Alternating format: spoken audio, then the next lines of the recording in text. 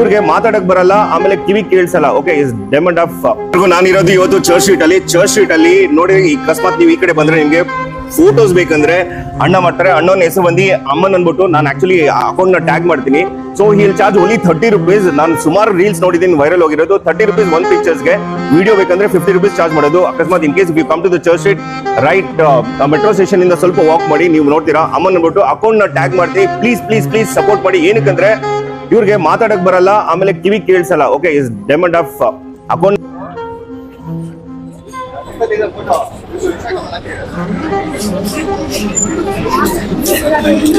sign language ಮಾಡ್ತಾ ಇರೋದು ನನ್ಗೆ ಅರ್ಥ ಆಗಿಲ್ಲ ಸೈನ್ ಲ್ಯಾಂಗ್ವೇಜ್, ಬಟ್